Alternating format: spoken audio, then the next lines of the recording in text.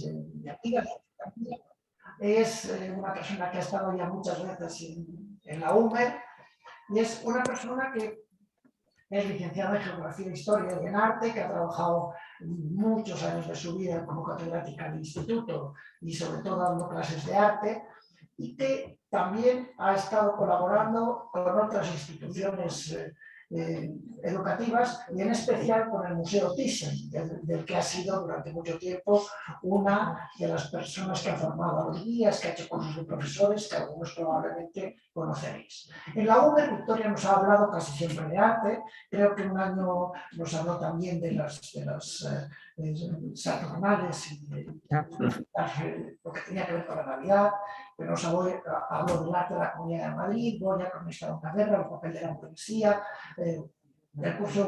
Otro curso nos habló de Berlín en los años 20, de Pierre Mondrian, etc.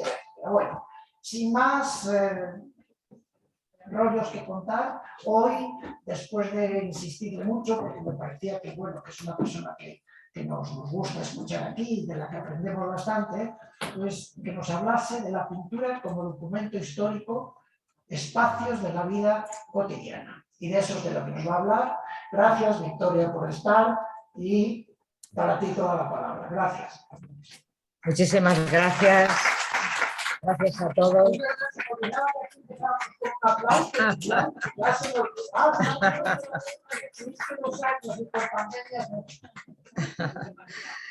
Bueno, pues muchísimas gracias a todos. Me encanta volver a estar aquí con todos ustedes y con todos los que están en casa también. Es una alegría volver, ¿no? Y no estar solo en el Zoom. Como os decía Fidel, no sé si se me oye bien o retumba un poco esto, ¿no? Como decía Fidel, he elegido un tema hoy que no lo hago habitualmente. Siempre hablo de pintura, salvo aquel año de las Saturnales, pero también era pintura. Y hoy he querido hablarles de un tema que a mí me parece muy interesante también, que es ver la obra de arte, no desde el punto de vista del lenguaje que utiliza el pintor, aunque también lo vamos a ver, sino fundamentalmente la obra de arte. ¿Qué nos dice de la época, del momento en el que fue pintada? ¿Por qué fue pintada? Es decir, nos vamos a meter un poco en la iconografía, en ese aspecto de la obra de arte que habla de qué simboliza en el momento concreto. ¿Por qué la pinta el pintor?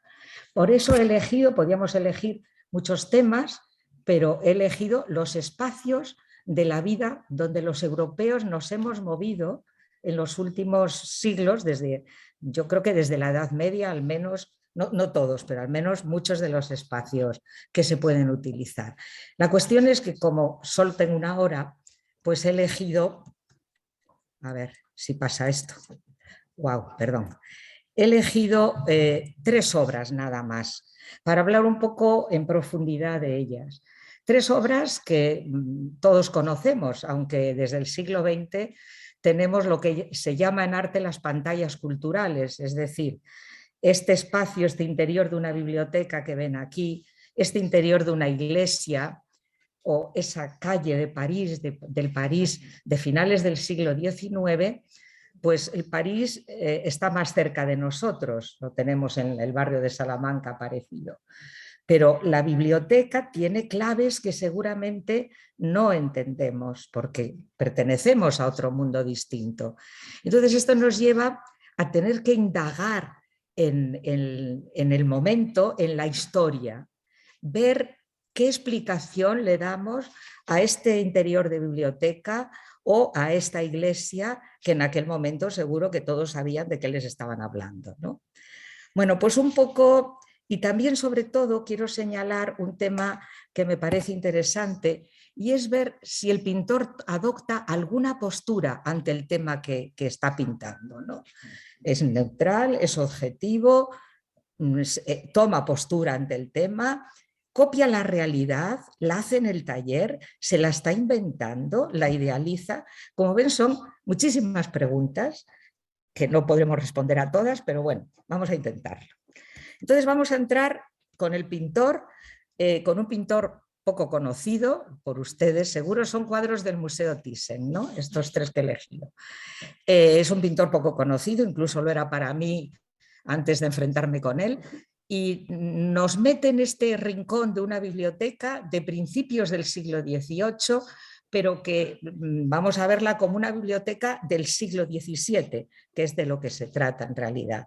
Nos pone una cortina, que realmente le importa a Potko que la cortina no sea nada más que un símbolo, porque ven que la cortina, no sé si lo ven bien ahí en la reproducción, está un poco desdibujada, se desdibuja entre los libros, está, en fin. Pero es un recurso pictórico que se utiliza muchísimo en la época, ¿no? Una cortina para meternos en otra realidad. Y ese rincón de biblioteca es curioso porque es que los libros están desplazados. Ven que los libros están en un segundo plano y que realmente lo que el pintor está centrando la atención es en una extraña mesa con un tapiz también un poco exótico, donde hay una serie de objetos de cartografía. Entonces, esta selección ya tiene una importancia, pero además hay un velón ahí en primer plano, ¿no? No sé si lo ven aquí, me parece que sale un poco oscuro allí, no sé. Ese velón, claro, si está ahí es porque significa algo para él. Ya de entrada les digo que significa la caducidad de la vida. Es decir, la biblioteca, un espacio de saber y de ocio. Me lo paso estupendo, aprendo mucho, puedo jugar con la cartografía, pero esto tiene una caducidad. Y ese es un tema que sale mucho en la pintura del siglo XVII y principios del XVIII. Lo curioso es que en este velón, no lo vemos desde luego en la reproducción, firma con su nombre, Han van der Heyden, y dice a la edad de 75 años. Es otra clave que nos da, ¿no? Porque lo pinta poquito antes de morir. Entonces, ¿por qué lo pinta? Fíjense cómo crea ese espacio, este rincón de la biblioteca, cómo lo crea con luz y sombra, que es el lenguaje típico de su época, sobre todo del barroco del siglo XVII. Entonces, luz y sombra, pero muy atenuada. Ven que las sombras, fíjense en el bastón, no lo pueden percibir ahí, yo creo. Tiene una sombra, o el velón, o las sillas, muy tenue, ¿no? La parte inferior de la mesa, la perfila como con una sombra, pero quiere crear un espacio como de luces y de sombras muy suaves que producen esa sensación de tranquilidad, de confort, donde uno puede refugiarse a leer, cosa que además había sido una novedad, bueno, no una novedad inmediata, pero la lectura en voz alta era lo habitual.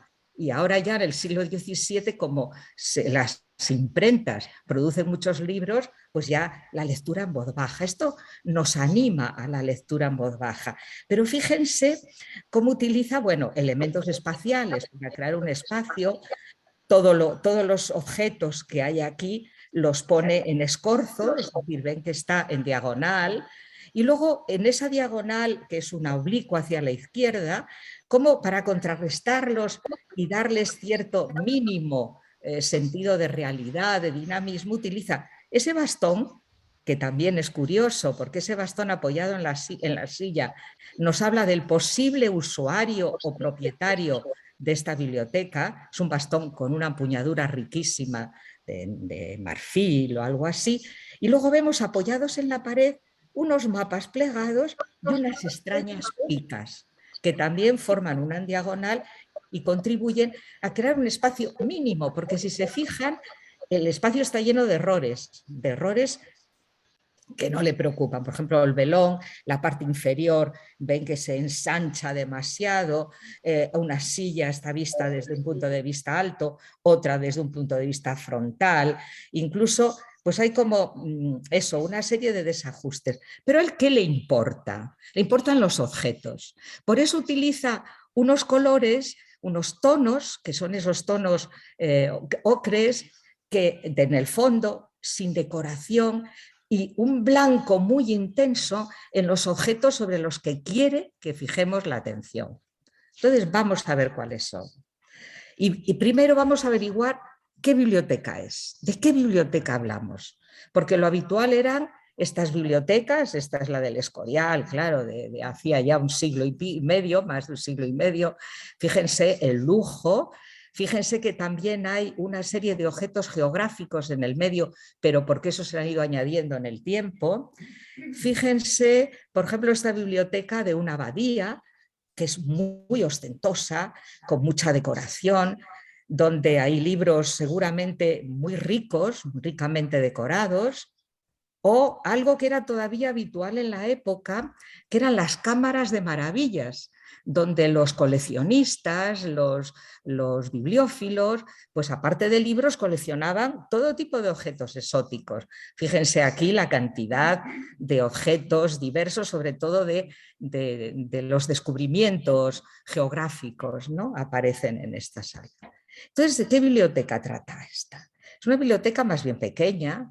Podemos pensar que es una biblioteca laica, porque no hay ningún signo religioso, y desde luego privada, que corresponde no a esas instituciones ni a esa nobleza que compraba libros y que además presumía de los libros lo bonitos que eran, porque era para enseñar a la gente que iba, no eran para leer. Eso lo criticaban mucho los estudiosos. Entonces, este pintor que pinta en Ámsterdam, ¿no?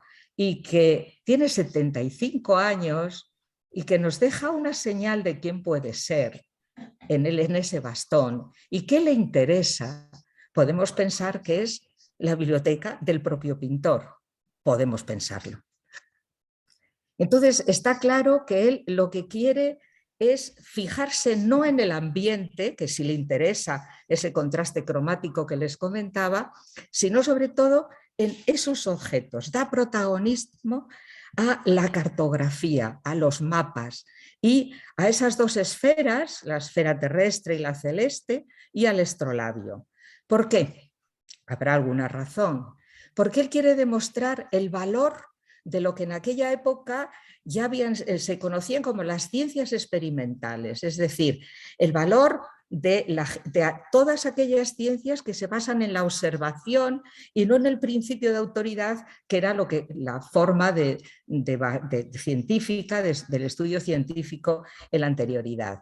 Y entonces, por ejemplo, bastante antes de pintarse este cuadro, medio siglo casi, pero esto era habitual en Ámsterdam, ¿no? Decir que a todos les debía de gustar contemplar mapas, percibir las remotas provincias, medirlas con compás, escala, saber dónde están los lugares y todo esto sin salir de casa. Lo puedes hacer en la biblioteca. Con lo cual era un saber, digamos, moderno en la época y además que significaba es decir, un avance muy importante. Hay una gran revolución científica en la época. Entonces, esto es una de las razones por las que él da protagonismo a estos objetos, ¿no? Otra razón es que estamos en Ámsterdam, estamos en la recién, hacía 50 y tantos años, creada Holanda, y hay unas señas de identidad. Y esas señas de identidad, entre otras, es el comercio marítimo que Holanda desarrolla por todo el mundo, en realidad, con la Compañía de Indias Orientales y Occidentales, y de ese comercio se deriva un conocimiento geográfico del mundo tan grande que les lleva a los holandeses a crear tienen muchísimas, realmente muchas firmas que crean mapas y abastecen de mapas y de atlas a todo el mundo en aquella época. Vamos a ver qué atlas nos coloca sobre la mesa, qué página abre para que la veamos y nos la pone ahí en primer plano. Claro, nosotros así a simple vista no nos damos cuenta. Vemos mar, vemos unas islas, vemos un poquito de costa. Bueno, pues indagando he visto que lo que está pintando aquí es un fragmento de este mapa que tienen aquí en la época y que es la desembocadura del Escalda. Claro, todo lo que les estoy comentando son hipótesis mías, que me pueden rebatir cuando acabemos, ¿no? La desembocadura del Escalda, ¿por qué tiene interés en que aparezca aquí en primer plano? ¿Por qué? Porque la desembocadura del Escalda es el centro económico vital de Holanda. es un centro, es decir, es la zona del comercio más importante, bueno, junto con Ámsterdam y otros lugares, pero es muy importante. Pero además es que se puede ver de dónde ha copiado esta página, de qué atlas, porque es a doble página el mapa y en la parte inferior no lo percibimos, pero hay letras escritas que explican el mapa. Con lo cual está copiando seguramente un dato, un atlas concreto. Yo me atrevería a decir que es de una firma muy concreta, de la firma Blaue, y que eso está haciendo... ¿Por qué pinta la desembocadura del Escalda? ¿Qué nos quiere decir? Qué importante es mi país, ¿no? Qué holandés me siento, posiblemente. Quiero señalarles dónde estamos para que se sitúen bien. Tenemos, saben que, perdón, les decía que desde el año 1648 Holanda, después de la guerra con la monarquía hispánica de 80 años, consigue ser independiente como república, primero Provincias Unidas del Norte, luego la República Burguesa y Calvinista del Norte. Vemos dónde está situado Ámsterdam, donde este pintor pinta, la parte superior. Vemos la desembocadura del río con todos esos estuarios y vemos la parte del sur, que parte de ella formará la Bélgica posterior, que en estos momentos sigue dependiendo de la monarquía hispánica, y nos fijamos dónde está Amberes, porque el próximo cuadro, el de la iglesia, lo vamos a ver en Amberes. Mundo protestante, mundo calvinista, mundo católico, casi en la misma época, y vamos a ver las diferencias. Bueno, pues le da una gran importancia, decíamos, a la cartografía, y esto es habitual en Holanda, lo podemos ver en muchísimos cuadros. Por ejemplo, ¿por qué se desarrolla? Les decía que por el comercio marítimo, porque en los barcos que hacían el comercio iban cartógrafos, iban haciendo mapas de las tierras que iban descubriendo, no descubriendo ellos, pero que iban incorporando a todos sus mapas. ¿Y por qué en Holanda, igual que en España, los grandes acontecimientos históricos nos los contaban en cuadros como la rendición de Breda de Velázquez, y en cambio aquí hasta un zapatero remendón tenía en su taller un mapa de Holanda, donde le contaba las últimas guerras, donde se incidía en las zonas donde estaban en guerra o se incidía en zonas importantes para los holandeses del comercio marítimo. Lo pueden ver aquí, en este mapa, en este cuadro de Vermeer, que es el geógrafo, la importancia que dan, o en este otro cuadro también de Vermeer, en lo que el mapa que aparece, aunque es un mapa muy antiguo de mediados del 17, lo que vemos es una zona que estaba en litigio con Inglaterra en estos momentos, en una guerra que hubo de 2 años. Es decir, la geografía para los holandeses era el ojo y la luz de la historia, lo cual era muy importante. Bien, vamos a ver entonces qué hacen ahí esas dos esferas, la esfera terrestre y la esfera celeste. Ambas esferas no podían faltar en ninguna biblioteca en aquella época, y además se compraban así, juntas, ¿no? Se compraban también en una de las muchas firmas que había que hacían estas esferas. ¿Y que, por qué? Porque sintetizaban el conocimiento del mundo y del cosmos. Y era muy importante, era un signo importante también, como vamos a ver ahora. Fíjense la cantidad de esferas que había en la época. Según la firma, eran de una forma o de otra, el pie, la decoración, incluso la forma de representación del mapa. Fíjense, yo después de analizar muchas, creo que la que copia el pintor, la copia, es esta que tienen aquí abajo, que era de la firma Blau exactamente. Fíjense, por ejemplo, no es el mismo punto de vista, pero sí fíjense cuál es la estructura, ¿no?, en la que se apoya. Claro, aquí hay otra curiosidad. Lo que nos muestra el pintor es Sudamérica. ¿Por qué Sudamérica? Y fíjense que es la parte que además se ha ensanchado mucho más de lo que la cartografía actual representa, y esa parte ensanchada de Sudamérica, ¿por qué? Pues por una razón, pienso yo, les digo que estoy haciendo hipótesis todo el tiempo, es que los holandeses, además de la Compañía de las Indias Orientales, tenían otra de las Indias Occidentales para comerciar con las Antillas, con la zona del norte de Sudamérica, donde había ya muchos colonos holandeses. Y querían, y bueno, después de un tratado que hubo en los años 60 del siglo XVII, en ese tratado consiguieron un intercambio de esta zona, que era la del río Surinam, la antigua Guayana holandesa, intercambiarla por la zona de Nueva York que ellos poseían. Entonces se quedan con esta zona. ¿Qué está queriendo decir el pintor? Yo creo que está diciendo, Holanda se está expandiendo también por América. Tenemos posesiones allí. Somos muy poderosos. Pero además el globo terrestre, en general, en aquella época, simboliza el poder. Es un símbolo genérico del poder.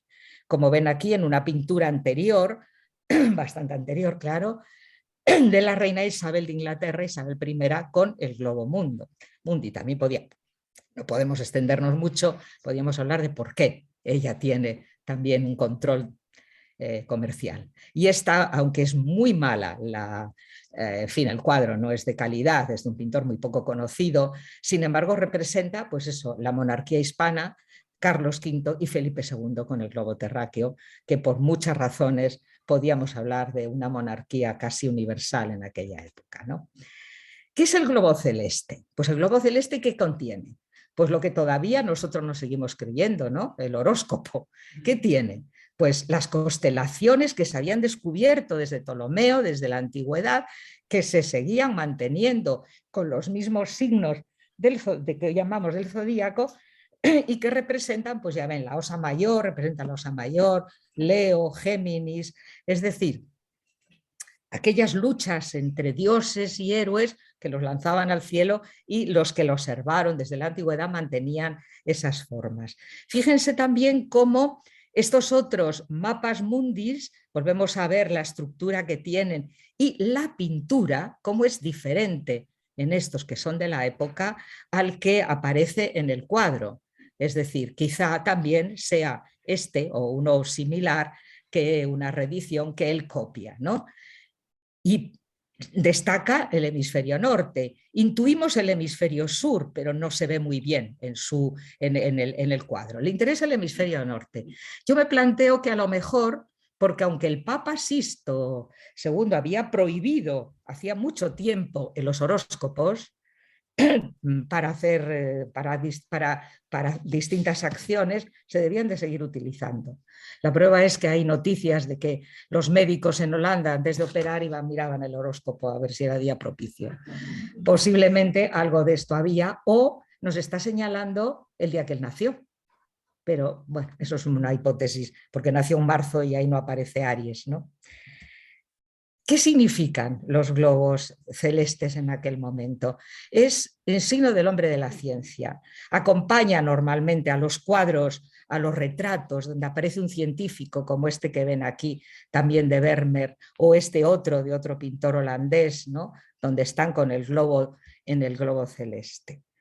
Y la esfera armilar que hay detrás. Fíjense qué mala pinta, es decir, la esfera tiene volumen, él es capaz de crear un volumen, es decir, crea todos los objetos con volumen, con luces y sombras, los modela perfectamente. Los cronistas de su época dicen que era magnífico pintor de objetos y le interesa cada objeto individualmente. Además, le da igual que estén delante que detrás, él no tiene en cuenta la profundidad en el cuadro. Pero sin embargo, aquí la esfera armilar está claro que la pone como un símbolo, no la pone para que se vea exactamente como los globos.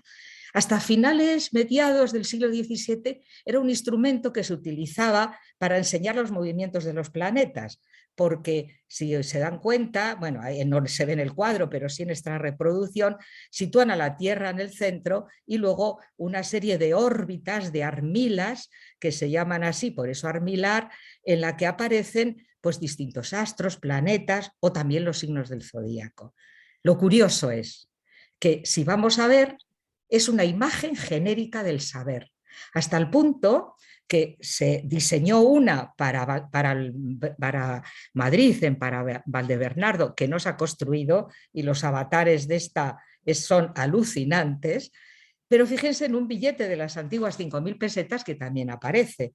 Y yo me la encontré también un día paseando por Santander, aquí, en Cuatro Caminos, en una plaza de Santander, también una esfera armilar. Es decir, todavía en el siglo XX, la esfera armilar, aunque la mayoría no sabemos lo que significa, puede tener un significado del saber. ¿Y qué pasa con todos los objetos que hay aquí? Pues claro, nos hablan de el batik, esta mesa que tiene aquí como unas angarillas extrañas y está hecha en seda, nos está hablando de estos batiks orientales, indonesios sobre todo, que se pintaban y se pintaban a mano. ¿Y qué hacen unas picas? Son picas indonesias, unas picas que seguramente coleccionaban los holandeses y que nos hablan de ese comercio colonial también. Los mapas, como les gustan los mapas para conocer el mundo, las picas indonesias, porque en Indonesia estaba el centro del comercio de Holanda, y las sillas, lacadas en negro, son sillas también de procedencia oriental que los holandeses, los artesanos holandeses, llegan a copiar y a exportar. Fíjense lo que nos está diciendo el pintor. Y los libros, que parece que están al fondo, pero que realmente los pinta con todo detalle, con una minuciosidad increíble.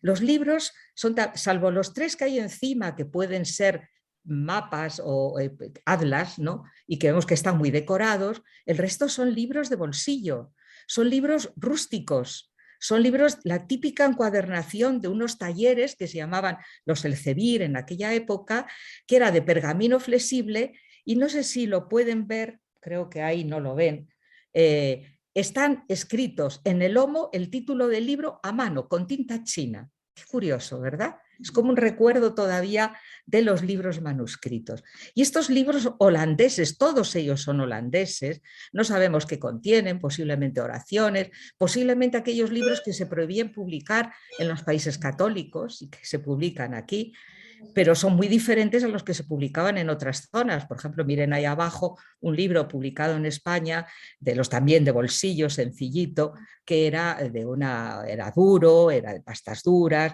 con una cuadernación jaspeada, en fin, un poco distinto. Con lo cual, ¿qué podemos averiguar a través de este cuadro? ¿De qué nos habla este rincón de la biblioteca? Pues yo creo que nos habla del propio pintor. Este cuadro no lo hizo para venderlo, él era rico. Él vivía de una empresa que tenía para apagar fuegos en Ámsterdam y también hacía lentes. Lo de las lentes es importante porque ¿cómo copia todas estas cosas si no tiene unas lentes? Entonces, ¿de qué nos habla? Del amor por las ciencias experimentales, por la observación. Pero para mí otra cosa importante, la pintura para él es observación, es observar la realidad, como la cartografía. Es decir, casi se identifica con un cartógrafo, copia lo que hacen los geógrafos. Desde luego, además, está el orgullo de ser holandés, con todo el colonialismo, con todos los objetos que son coloniales, y de alguna manera representa este barroco holandés que no tiene nada que ver con el barroco que conocemos en España o el que conocían en Amberes, en la corte de los príncipes gobernantes, donde estaba Rubens, no ahora, poco tiempo anterior, en el que lo que hacen es esa ostentación, ese lujo, y aquí es la sobriedad, la sencillez y el valor de las ciencias y del conocimiento y el orgullo de mi país. Creo que es un cuadro para él mismo, es como su testamento vital, sus valores, ¿no? Bueno, me estoy extendiendo mucho, Fidel me va a reñir. Pasamos al otro de las pinturas que he seleccionado, que es este interior de iglesia. Este interior de iglesia, fíjense que es el pintor nos introduce en ella como si se hubiera subido al coro de la iglesia y desde ahí nos ofrece un punto de vista muy largo, una perspectiva muy profunda de una iglesia. El pintor tampoco es conocido, Pieter Neef, es uno de los muchísimos talleres de pintura que había en Amberes en el siglo XVII y nos ofrece este interior de iglesia que podemos pensar, la copia. Se ha cogido un caballete y se ha ido a copiarlo, porque es todo tan real. En los Países Bajos decían que la pintura era era espejo de la realidad, nada más lejos de lo que ocurría. Los pintores lo que hacen es tener unos libros de perspectiva, por ejemplo, catálogos, donde copian, a ver, ¿qué iglesia quieren ustedes? ¿Quieren 3 naves o una nave? ¿Cómo quieren la perspectiva? ¿Centrada o oblicua? ¿Qué es lo que quieren? Y entonces, según el catálogo, tenían un libro de perspectivas, varios libros de perspectivas, y según eso hacían la perspectiva del cuadro. Es decir, ¿por qué? La perspectiva es algo que se inventó en Italia hacía 2 siglos. Sigue interesando. Pues porque estos cuadros se vendían en el mercado, se vendían en los sitios públicos, no era para una clientela concreta, era para, en general, para la burguesía de los Países Bajos. En este caso estamos en el Flandes católico y dependiendo de la monarquía hispánica. Y entonces a los burgueses les parece que un pintor es mucho más hábil cuando es capaz de hacer un espacio en profundidad muy grande, lo que ellos conocían como una perspectiva con punto en la distancia. Es decir, como si hubieran puesto una aguja con un hilo en el centro del cuadro, bueno, el centro no, un poco desviado para crear más, para que tenga cierta perspectiva oblicua, trazan con unos cordeles, con unos cordeles, sí, o con unos hilos, las líneas de fuga y entonces crean el cuadro. Es decir, no es matemático como hacían en Italia 2 siglos antes en pleno Renacimiento, sino que se mantiene un recurso pictórico antiguo, pero que les gusta mucho a la población porque significa que el pintor es muy hábil. Porque en Holanda y en los Países Bajos, en Flandes, nadie busca la creatividad, busca que sean muy buenos reproduciendo lo que hay. Eso es muy curioso, ¿no?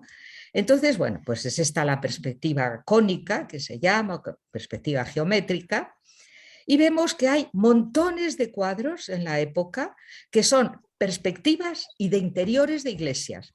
En Holanda también, en Amberes es donde se crea este tipo de cuadro a principios del 17, y vemos muchísimas iglesias, de interiores de iglesias con personajes distintos en los Países Bajos, ¿no? Fíjense, podía ponerles cientos, porque hay cientos. Bien, ese efecto óptico, claro, estamos en el 17 y ya no vamos a ser tan antiguo y tan arcaico como para pintar un espacio en perspectiva solo geométrico. En el siglo XVII se utiliza la luz como elemento espacial. Entonces hay que introducir la luz y el pintor lo hace. Pero tampoco es una luz que haya captado, puesto que no hay nada por observación, sino que todo esto lo hace en el taller. Lógicamente la luz también le viene dada en los manuales de perspectiva. Entonces, bueno, pues cómo coloco las ventanas, cómo coloco las bóvedas y cómo voy haciendo que la luz y la sombra vaya intercalándose para producir ese efecto de túnel, ese efecto de una perspectiva muy grande. Bien, entonces nos sitúa ante un templo amplio, por esa perspectiva que les he dicho, elevada desde el primer punto, y donde hay una serie de elementos, es decir, es un templo católico, sobrio, amplio, y donde tenemos, en primer término, tenemos ahí un órgano colgado, que es un típico órgano bajo medieval. Qué curioso, ¿no? Estamos en el 17, siguen amando lo antiguo. Y ese órgano, bueno, no me voy a entretener cómo es, de puertas, en fin, un órgano, ya les digo, muy típico de los Países Bajos. Vemos al fondo, ven al fondo de la iglesia, nos encontramos un catafalco funerario. Claro, y también hay, aquí en el primer pilar, nos encontramos con una oración fúnebre. Catafalco, oración fúnebre, nos está hablando de algo el cuadro. Nos está diciendo el pintor que, como les gustaba este tema, ya les dije en el cuadro anterior, cómo el pintor pone el velón para decir, todo esto es maravilloso, pero la vida es caduca, pues también hay algo de esto aquí. Hay también, ven que en cada pilar de la iglesia hay un retablo, hay un pequeño altar. Y hay también aquí una especie de, parece que es un escudo, donde hay 2 fechas. Y esas 2 fechas son 1615, 1616. Aunque no lo vean, créanmelo, que lo he visto con unas lentes de aumento. ¿Qué quiere decir eso? Quiere decir que la fecha en la que se hizo el cuadro fue en 1615. el que Neff pintó la perspectiva, pero había una competencia brutal en Amberes. Había pintores por todas partes y la competencia era tan grande que tenían que especializarse, con lo cual Neff solo pintaba los interiores de la iglesia y contrataba a otros pintores, a otra familia de pintores, a otro taller, para que pusieran los personajes. Con lo cual, esto era habitual, ¿no? Ya les he dicho que la creatividad no era esto era un objeto que además eran pequeños, ¿no? Tenían 60 y tantos centímetros, de venta pública, y había que vender. Para vender había que especializarse para ser el mejor. Con lo cual tenemos las dos fechas que indican la realización del cuadro. Tenemos en este pilar, no sé si han visto que lo he ampliado un poco, aquí hay un deán, que ahora volveremos sobre él, es decir, un señor que se hace retratar en el primer pilar de la iglesia. Ahí pasa algo. ¿Por qué? ¿No? Y luego vemos que hay en todos los pilares, ya les he dicho que hay como una, bueno, por supuesto el púlpito, que no puede faltar, imprescindible para la predicación, y luego los retablos, los que podemos ver, que por lo que he estado viendo en otros cuadros y demás, tiene mucho que ver con dos cuadros de devoción, este que vemos, que es la crucifixión, la adoración de la Virgen, el encuentro, la visitación entre la Virgen y su prima Santa Isabel, que representan dos cuadros del siglo XV, que eran de Van der Weyden, no sé si les suena, uno de los pintores más famosos de los Países Bajos. ¿Por qué? Porque eran como las estampas, es una comparación mala, lo siento, pero es como la imagen de devoción, y esa imagen que se creó mucho tiempo antes sigue moviendo a la devoción. Y son imágenes, una de ellas muy dramática, pero es que eso mueve más a la devoción. Y más en el siglo XVII, claro. Con lo cual ven la cantidad de elementos que hay en el cuadro. Esto sí los hizo Neff, ¿eh? Ahora las figuras ya no, ya les he dicho que no. ¿Qué aparece? ¿Qué hacen las figuras que coloca el otro pintor? ¿Qué están haciendo? Pues nos encontramos una misa. Pero claro, la misa es, ya se lo saben todos, en el mundo católico es un precepto obligatorio para un buen cristiano, para un buen católico. Pero esta misa no es una misa que se celebre en el altar mayor. Se está celebrando en una capilla pequeña. Es muy curioso cómo, qué mal se ve, al menos yo desde aquí lo veo mal, que hay en el altar a ambos lados, hay como unas telas para separar el espacio donde se está celebrando la misa, ¿no? Y entonces, ¿esto qué quiere decir? Pues quiere decir que en los Países Bajos hay muchísimas guildas. Las guildas eran los gremios de distintos oficios. Y cada oficio tenía a bien tener en la iglesia más importante de la ciudad, tener su capilla que tenía que decorar, que tenía que mantener, en la que podía celebrar cultos propios del gremio. Entonces esto pues sería posiblemente una misa de un gremio, no sabemos cuál, donde otra curiosidad, el sacerdote está diciendo la misa, hay mujeres arrodilladas, unos hablan al lado de la celebración de la misa, monaguillos, y aquí una mujer más bien campesina que lleva un rosario. Es que ahí se ve fatal. Yo lo siento, pero yo lo estoy viendo muy bien aquí.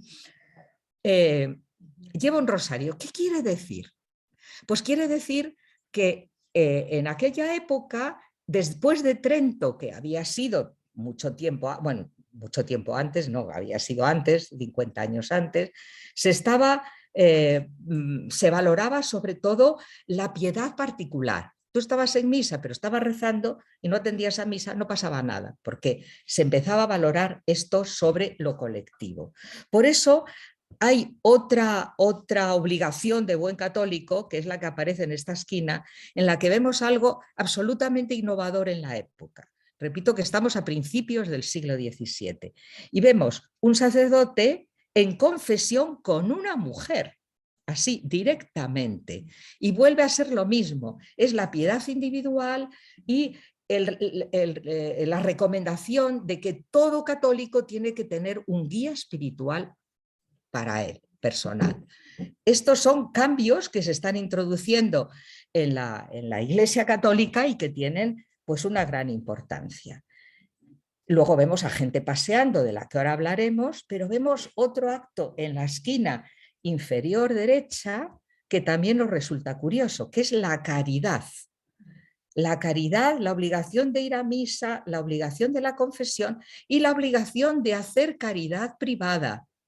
Y es muy curioso porque fíjense que la caridad la están haciendo un hombre vestido de negro, que es el que pone el platillo, y el que está dando la limosna es un hombre vestido de otra forma. Esto nos habla de otra historia que vamos a ver ahora. ¿Quiénes son estos señores? Pues vemos que el vestido de negro lleva un atuendo masculino a la manera española. ¿Quiénes iban en Flandes en el siglo XVII vestidos a la española? Los funcionarios y la nobleza. ¿Y qué consistía? Pues un jubón, que es el atuendo, o sea, como una especie de justillo apretado, la gorguera, que además en los Países Bajos adquiere unas dimensiones exageradas, porque las hacían con alambre y casi no podían ni mover la cabeza, más que en España, la capa corta, el calzón muy discreto, y, es decir, por debajo justo de la rodilla, sin más. Es decir, es el traje español, es el que está pidiendo limosna, el vestido a la española. Esto no hay que perderlo de vista. ¿Quién la está dando? El que va vestido de burgués flamenco, que aunque esta zona de los Países Bajos siga unida a la monarquía hispánica, ellos tienen sus señas de identidad, tienen su identidad y entonces visten según la moda francesa, pero adaptada a la zona. Con lo cual, el cuello es un cuello abierto, es un cuello con encaje, porque el encaje es una de las mercancías del comercio de los Países Bajos con muchos sitios, ya desde la Edad Media. El coleto es un chaleco, las mangas se ven y lleva puñetas, las puñetas son unas puntillas que llevaban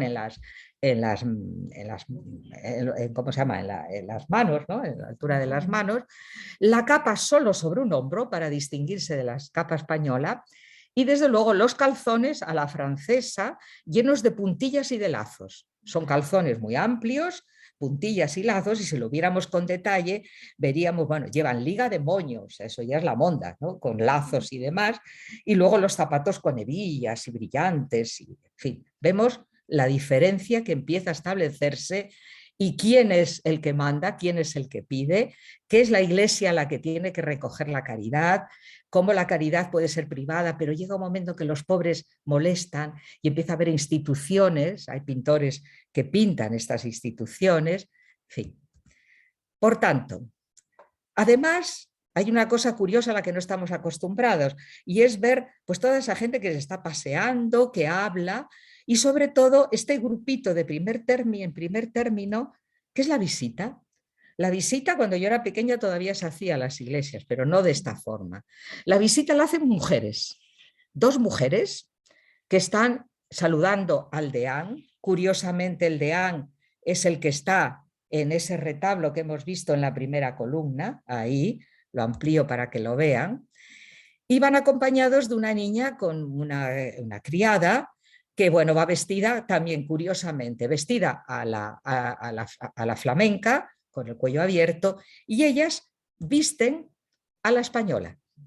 Es decir, normalmente clase media, las mujeres de la nobleza, de la aristocracia iban mucho más ostentosas, pero vuelven a llevar la gorguera y llevan algo muy curioso, que es ese manto largo y una especie de gorrillo metido en la frente que si viéramos cuadros de Sevilla en el siglo XVII donde pasean mujeres, vemos que llevan este atuendo, pero mucho peor que este atuendo, porque son las tapadas, que van absolutamente tapadas, como este dibujo que les pongo aquí, o esta otra que la pobre encima lleva chapines. Es decir, las de los Países Bajos ya no los llevan. Los chapines, que era para evitar que se movieran con rapidez las mujeres, ¿no? Pero bueno, vemos cómo visten a la española. Cómo en esta zona se aparece esa ya dicotomía entre lo que es propio de la región y lo que es español. Y aunque esto no está en el cuadro, lo pongo para que vean cómo hay en otros cuadros también de interiores de iglesia, aparecen pues haciendo negocios, discutiendo, arreglando la iglesia, perros peleando y aunque no tengo la reproducción en color, me parecía muy elocuente los niños haciendo graffiti en una columna y el perro haciendo sus necesidades dentro de la iglesia. Es decir, la iglesia era un lugar religioso, pero era un lugar también de reunión social, donde se hacen negocios, donde se vive, donde es la vida colectiva, es la vida de la población. Por tanto, ¿qué nos está ofreciendo? ¿Es una imagen real? ¿Es una imagen real? Para nada. Es la imagen que los posibles compradores burgueses quieren dar de sí mismos. Y el pintor, como quiere vender, está para vender, pone esa imagen de todo ordenado, de una sobria elegancia, no ostentar nunca. Somos burgueses muy comedidos, ¿no? Y cumplimos las obligaciones religiosas. Cosa muy importante porque estamos en la tierra fronteriza, como vieron antes en el mapa, entre el Flandes católico y la que será, porque estamos a principios del siglo, la Holanda protestante, pero que está en guerra con la monarquía hispánica. Es decir, todo tiene un sentido, todo habla de unos valores en la época que nos referimos. Bueno, Fidel, ¿me das un poco más de tiempo? Ah, gracias. ¿No les importa? Para poder hablar de la calle burguesa moderna, es decir, otro mundo. Vamos a entrar a finales del 19, damos un salto en el tiempo, como en ese programa que tienen ahora de historia en la 2, no sé si lo han visto, ¿cómo se llama? Fluso. Toca hoy, sí. Entonces vamos a entrar en una calle de París, pero del París moderno, del París burgués, y de un pintor que esta vez sí conocen, es Camille Pissarro. Camille Pissarro es el impresionista, bueno, extranjero le llamaban, cosmopolita, los llamaban los demás impresionistas, que pinta esta calle, o el boulevard de Saint-Honoré, y precisan el título, después del mediodía, punto, efecto de lluvia. Es decir, en 1897, a finalizar el siglo, Pissarro, que había vivido siempre en el campo, en Eragny, en Pontós, en una serie de localidades campesinas, que él era anarquista de ideología y que le encantaba pintar a los campesinos en sus trabajos, pues el pobrecito tiene un problema de la vista ya muy grande y en invierno se instala en este hotel, en el Gran Hotel de Louvre, donde alquilaba 2 habitaciones, una en un piso alto donde tenía el estudio para pintar y otra para vivir, porque claro, la pintura al óleo pues no es para dormir allí mismo, ¿no? Y se pasaba los meses más fríos por esa afección ocular que tenía en este hotel. Y es así como, apoyado por los marchantes, es decir, por los que le compraban estas obras de arte, se anima a pintar vistas urbanas, cuando no era lo que él estaba acostumbrado a hacer, había hecho hasta entonces. Desde este hotel, aquí es una foto moderna, pero ve que está situado en una plaza, la plaza de Andelmago. Desde ahí tenía una vista hacia la izquierda de la calle de Saint-Honoré y es lo que pinta. ¿Cuál es la novedad de estas vistas? Estas vistas hemos visto ahora un interior, una perspectiva de una iglesia, pero ¿cuál es la novedad? El punto de vista alto que adopta y es directo desde el caballete, lo coloca allí, lo que ve desde allí. Y entonces, ¿qué pinta? En una perspectiva también muy acusada, en este caso una perspectiva un poco oblicua. Con estas líneas les señalo cuál es el punto de fuga y cuáles son las líneas de fuga y cómo esa perspectiva, que es una perspectiva pues es clásica, pero hace un encuadro fotográfico, ¿no? Es como un instante de estas calles que eran calles absolutamente nuevas, como vamos a ver, en las que son tan anchas que la gente decía, es que si quiero atravesar, es que es peligrosísimo, porque hay un tráfico que me va a matar, van a toda velocidad. Fíjense que son carruajes de caballos, pero pasaban un miedo, decían ellos, ¿no? Pero hay una cosa también importante, se introduce el higienismo. Estamos en invierno, pero miren los árboles, miren la fuente, es decir, los árboles nos hablan de meter el paisaje en la ciudad, nos hablan de una novedad, todos son novedades en esta calle. Los edificios absolutamente no novedosos. Él crea esa perspectiva y en esa perspectiva se preocupa de que los edificios parezcan sólidos, pero además los hemos visto alineados, casi iguales en altura y en su estructura. Y en la estructura es, como ven, hay una buhardilla, las famosas mansardas, que aquí son dobles además. Luego están los pisos en las buhardillas, es para los obreros, para los que trabajan, para los burgueses que viven en el principal, y luego en los bajos y en la entreplanta es donde están los negocios o donde hay pues otro tipo de actividades en este nuevo París. Es decir, es un estilo muy suntuoso para la nueva burguesía industrial y capitalista que ha surgido de la revolución, que todavía le gustan los elementos decorativos, es decir, abro ventanales grandes, quito cortinones de esos pesados que me impiden que entre la luz, quiero que entre la luz, quiero los árboles, quiero ese higienismo del que hablaba, pero no puedo evitar elementos decorativos. Entonces sigo utilizando elementos decorativos clásicos. Es decir, vemos aquí, entrevemos, porque Pissarro no los pinta, frontones en los distintos pisos, vemos columnas pareadas de distintos posiblemente órdenes, es decir, se mantiene el decorativismo anterior, pero ahora ya en una estructura mucho más innovadora. Y por supuesto todo esto ya se compraba en fábricas, por catálogo, no había que hacerlos uno a uno. ¿A qué se debe este nuevo París que conoce, que nos representa Pissarro? Es un nuevo París que lo había realizado, había sido obra del barón Haussmann como prefecto del Sena a mediados del siglo XIX y que algunos le llamaban el gran demoledor, es decir, tiró más de 20.000 casas, tiró una zona del centro de París, que quiere crear una ciudad funcional, burguesa, moderna. Estas son las caricaturas que aparecen de él. Y las caricaturas del viejo París, a mí esta me gusta muchísimo, vemos al París todavía con su cerca, como una gran reinona, ¿no?, que es asaltada por cientos de obreros que la van a destruir, porque la idea era airear, unificar y embellecer una ciudad. Se tiran montones de casas. Hay una crítica feroz por parte de muchas personas, de muchos parisinos, que dicen, no encuentro París, no sé dónde está, París ha desaparecido.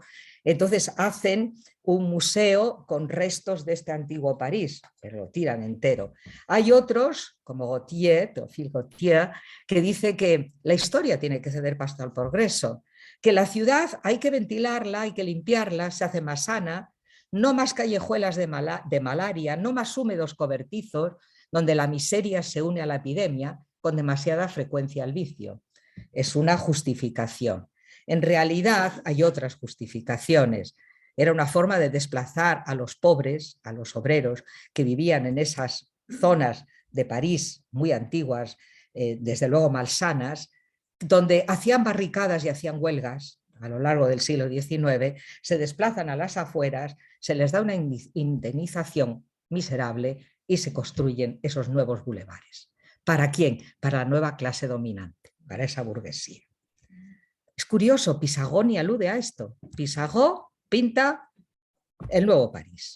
Es un enamorado de este nuevo París, se llega a enamorar de él, se enamora de lo que significa de progreso, de la vida elegante, de esa vida donde los parisinos se dedican al ocio. Aquí vemos en la parte inferior, lo he ampliado un poco, un toldo de rayas y unas mesas de lo que sería un restaurante, es decir, algo nuevo en la ciudad.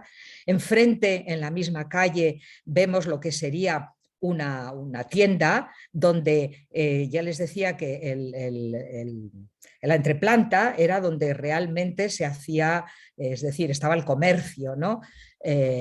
Porque la mayor parte de las tiendas de la calle de Saint-Honoré todavía en la actualidad son tiendas de modas, es decir, es fundamentalmente una de las zonas de las grandes firmas que hay en la actualidad en París. Es decir, es pues el París ese del ocio. París se convierte en la ciudad como del ocio, que lo hemos visto en la pintura, de los cabarets, de la ópera, lo vemos en Degas, lo vemos en todos los pintores de esta época, ¿no? Pero a Pissarro le interesa este nuevo París, representar ese bullicio de lo moderno, ese dinamismo, esa viveza que tiene la nueva ciudad, pero es la expresión del nuevo capitalismo, de la nueva burguesía, que ¿qué busca? Busca el consumo, busca el cambio, busca la rapidez, busca esto, lo inmediato. Y la forma más adecuada de representar estos nuevos valores burgueses la encuentran los impresionistas, y Pissarro es uno de los mejores exponentes de estos valores, de estos nuevos valores. Entonces, ¿qué hace?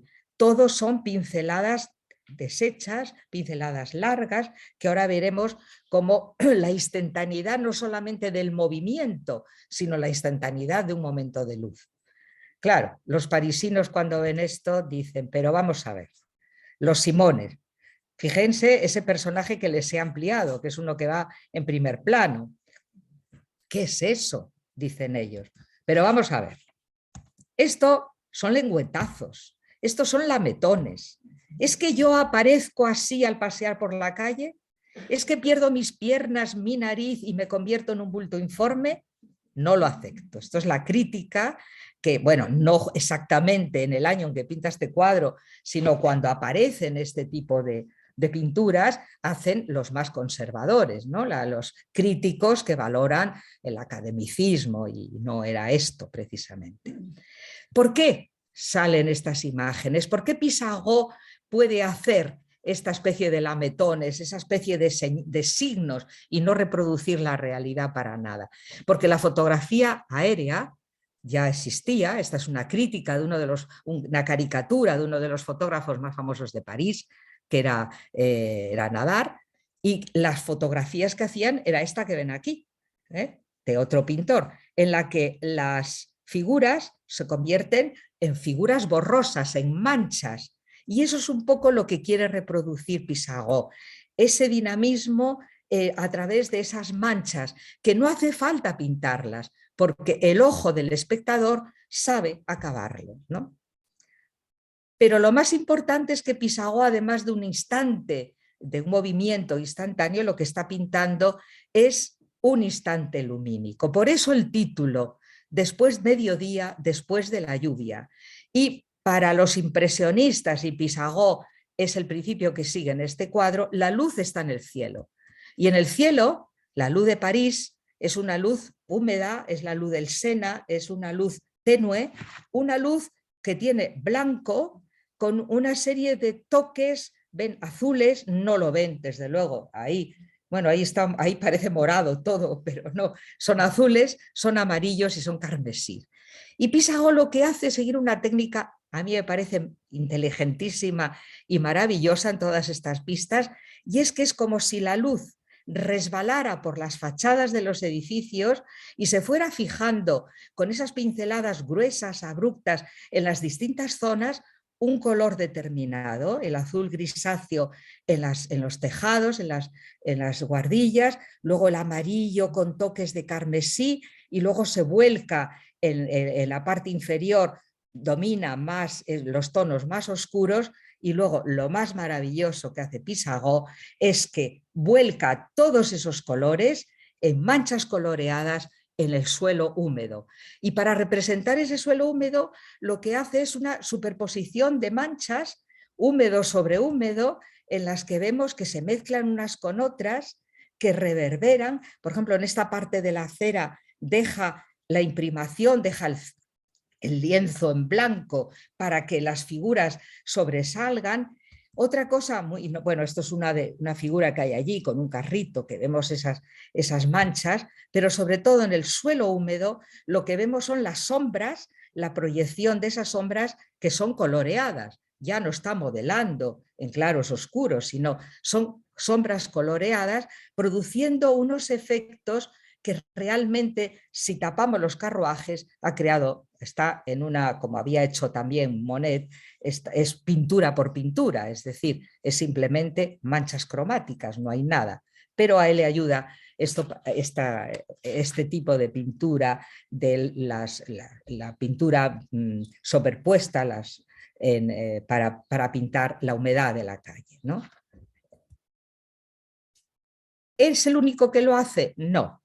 Estas vistas urbanas inspirándose en la fotografía aérea, bueno, la fotografía no era aérea, sino a través de los globos y demás, lo había hecho Monet, como ven en este bulevar o aquí en la Rue de Montaigne, bastante tiempo antes, hacía 20 años.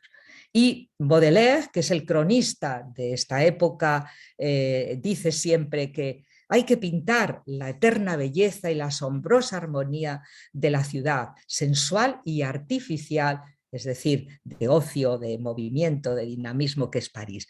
Y podríamos ver muchísimos cuadros de otros impresionistas que también la utilizan. Pissarro pintó más de 17 vistas de distintas calles, de la de Saint-Honoré solo 3, a distintas horas del día, con distintos encuadres, y lo que trata de pintar son espacios con múltiples puntos de vista de la ciudad moderna.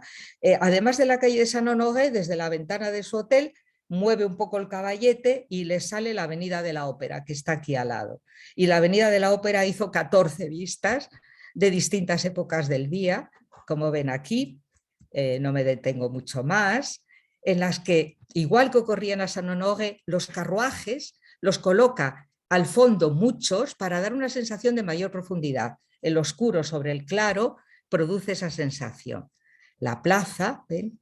Y algunas, bueno, ven, muchísimas, ya os digo que 14 llega a pintar, y algunas me parecen tan modernas como este detalle de la plaza, en la que es un picado increíble, en el que vemos los simones y vemos los ómnibus, los primeros transportes públicos tirados por caballos en primer término. Aquí sí es más figurativo, ya ven que no hay tanto lametón ni tanta mancha, ¿no? Bien, entonces Pissarro lo vemos como, pese a que era anarquista, como les he dicho, pese a sus ideas, está pintando la ciudad, no hay pobres, no hay gente expulsada, la ciudad burguesa en todo su esplendor. Y esa ciudad que además con esta técnica expresa perfectamente el dinamismo de la nueva burguesía, ¿no? Esta pintura abocetada, inacabada, es lo que nos va a representar. Y para acabar, este cuadro tiene historia. No sé si lo han visto en la prensa en los últimos meses, ha salido en la prensa en los últimos meses. ¿Por qué? Muchos cuadros, la historia es otro capítulo y podríamos hablar muchísimo de la historia de los cuadros. Tiene un pasado nazi. Este cuadro estaba aquí, en este salón, que era de Lili Kassirer, en Berlín, y en 1939 lo tuvo que vender, bueno, regalar a un nazi, con un salvoconducto para huir a Estados Unidos. Aquí la tenemos ya en Nueva York, con su nieto Claude, que mucho tiempo después interpuso una demanda para que le devolvieran el cuadro. Pero el barón Thyssen ya lo había comprado por 250.000 euros. Y ahora este cuadro vale 10 millones de euros. Ha habido un montón de juicios para que se lo devuelvan, porque hay una ley internacional, bueno, no voy a parar en ello, que habla de cuando hay un testimonio, y aquí hay un testimonio visual y documentos, se pueden llegar a devolver. Están en el último tramo de la judicatura. Por tanto, lo que hemos visto pues son 3 espacios de la vida de los europeos, 3 espacios que cambian poco, pero que, como les he dicho a mí, lo que me interesaba era destacar cómo estas imágenes, la imagen no es un documento escrito, desde luego, pero a veces nos ofrecen más información, más de la vida cotidiana que puede expresar, pasar por alto un escrito. Lo que sí nos informa es de cómo se ve la sociedad a sí misma. Es decir, en esa iglesia no nos informa de cómo es esa realidad, sino de los valores que la burguesía en aquel momento quiere que aparezcan, es decir, de cómo se ve a sí misma. No es una realidad objetiva. En la biblioteca nos están planteando los valores del pintor, lo que quiere que aparezcan como mis valores al final de mi vida. En la calle de Pissarro también está plasmando una parte de la realidad. Es decir, depende de quién lo vea y depende de las circunstancias en las que está pintado. Muchas gracias.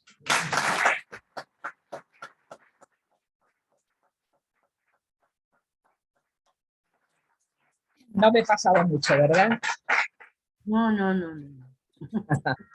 Muchas gracias, Victoria. Muy guapo. Yo creo que, bueno, pues que nada te has ganado el venir el próximo año. Ay, no, por favor. Ya. Dios mío. Yo creo que, bueno, pues has hecho un recorrido estupendo por todas estas cosas. A mí se me plantea una idea, o más de una, pero bueno. Muchas. ¿En qué medida pueden sernos útiles cada uno de estos elementos para analizar la realidad o la vida cotidiana cuando desconocemos, por ejemplo, quién es el pintor?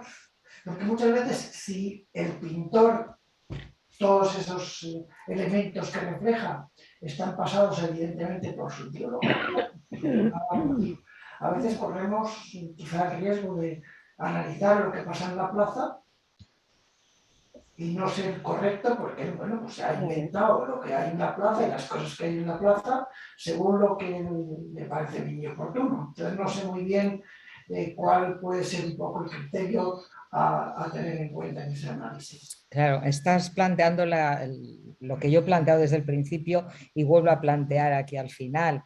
No es una imagen de la realidad lo que está planteando. Ah, como que el micro está aquí. Ah, perdón.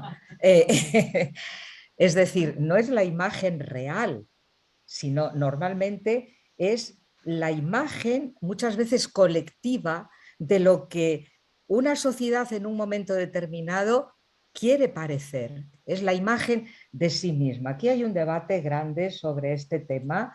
Los historiadores no aceptan las imágenes como documentos históricos, la mayor parte, se aceptan de una manera solamente para estudiar aspectos de la vida cotidiana, pero no todos, porque ya vemos que es una imagen conceptual, es una imagen montada, es otra cosa, es la intrahistoria que decía Brodel, ¿no?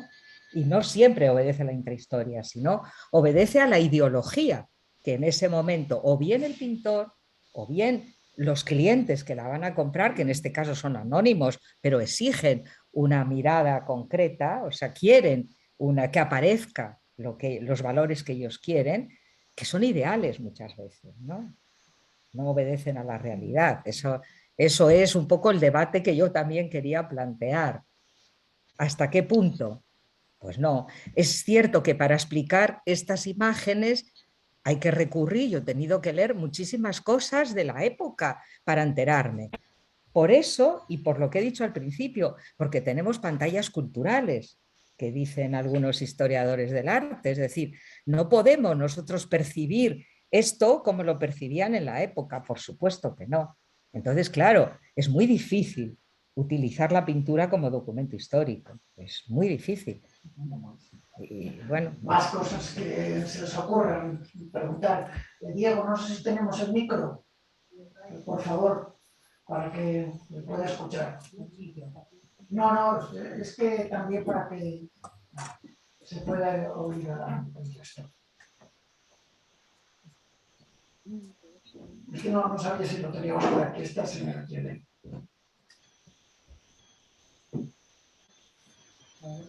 Hola. Solamente quería decirte que me ha parecido fenomenal. Gracias. Yo voy a unos cursos que nos dan historia del arte, entonces es fenomenal porque muchas veces estamos mirando un cuadro pero no vemos el cuadro.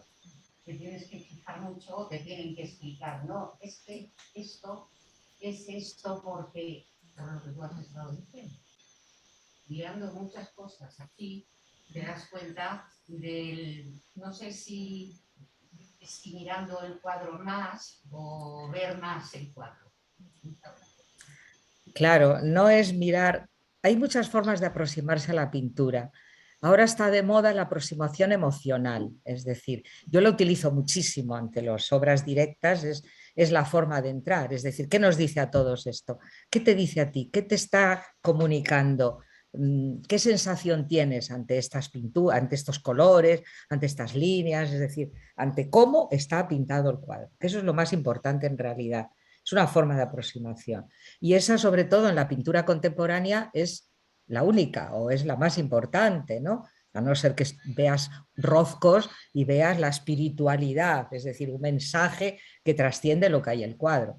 Pero para enterarte de todo eso hay que buscar documentación escrita, por supuesto. Y la explicación que damos muchas veces, y lo he dicho varias veces, son hipótesis, hipótesis que se nos ocurren en lo que yo llamo hacer el puzzle. Es decir, yo leo y digo, anda, esto puede ser por esto. Ah, pues esto lo ha podido poner por tal cosa. Pero son hipótesis, como decía Fidel antes. No tenemos ciertos si esto está aquí. ¿Por qué? ¿No? Las razones del momento histórico no las tenemos, claro.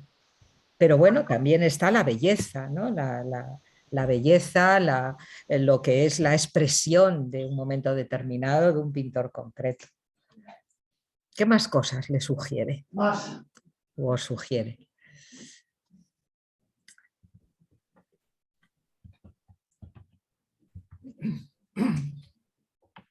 Buenas tardes. Hola, guapa. Es verdad que en el siglo XVI-XVII los pintores no solo pintaban, sino contaban. Sí. Porque, bueno, en cursos que también he hecho y tal, me lo han ido diciendo, ¿no? Entonces, esto es como un manual de instrucciones, más o menos, del cuadro a tu manera, claro. Sí. Que si fuera el pintor el que lo hace, sería a su manera. Exacto. Y a mí me parece interesantísimo porque es verdad, vas al Prado mismo, te quedas mirando uno de esos cuadros de siempre con todos los miles de detalles que tienen. Si tienes un poco de idea, porque has estudiado un poco, te interesa el arte o algo sea, empiezas a descubrir una cantidad de cosas y una profundidad en el cuadro que es increíble. Claro. Es que a nosotros nos ha pasado, ¿no? Claro. Y sin embargo, claro, tienes que tener una cierta cultura o por lo menos un conocimiento de ese siglo, de esos siglos, para poder descubrir todo esto, ¿no? Pero a mí me parece maravilloso todo lo que haces tú, que vas estudiando, buscando, metiéndote por todos los rincones, saber qué puede ser eso, qué significa. A mí me parece maravilloso, eso es como un descubrimiento. Sí, O sea, pero enhorabuena, de bueno, verdad. muchas gracias. Pero no hay que olvidar que los cuadros son obras de arte y que lo más importante es cómo el pintor utiliza el lenguaje pictórico, es decir, cómo, claro, por ejemplo, en la biblioteca, ¿por qué el pintor no le importa nada el espacio? ¿Por qué está dando protagonismo a la reproducción exacta de la realidad de esos objetos? Que eso sí lo reproduce exactamente de la realidad, pero ¿por qué los pone ahí? Esa es otra historia, ¿no? Pero lo más importante realmente yo creo que es el cómo lo hace el artista. Lo que pasa que, bueno, esta es una explicación historiográfica, ¿no? Pero muy buena. Gracias. La verdad es que invita a mirar los cuadros de otra manera. O sea, a profundizar un poquito más. Bueno, que no te oigan algunos algo. críticos de arte Bueno, aquí como críticos no somos que ninguno. dicen que no, que la forma de entrar no es esta, por supuesto. Hombre, Que no hay que explicar nada en un cuadro, sino que hay que mirarlo, nada más. hay una cosa que es la forma y hay otra cosa que es el fondo y otro el contenido. Y yo estaba pensando ahora, digo, No sé. de aquellos cuadros que una persona encarga y paga y quiere que haya determinadas cosas, sean o no reales en el cuadro. La imagen de sí mismo que quiere dar el cliente, el comitante, o sea, eso es así. O sea, hay cuadros, manos, hay uno en el Thyssen que me fascina, el retrato de Ferry Carondelet, que es un retrato de un flamenco en la corte de Papal, que es que no tiene nada que ver con la realidad. El pintor nos engaña, o sea, nos engaña, utiliza una serie, vamos, es como las imágenes falsas que ahora padecemos continuamente, para darnos una imagen de él que no tenía en absoluto, pero en nada, y ni siquiera se parece al personaje. Es así, eso es que las imágenes se utilizan también para manipular. No solo ahora. No solo ahora, siempre. Bueno, más cosas que... Bueno, pues... agradecemos de nuevo, Victoria, esta lección magistral y esperamos seguir teniendo. Hemos entregado ahí los cuadernos, el libro que nos pediste también. Ok, ahora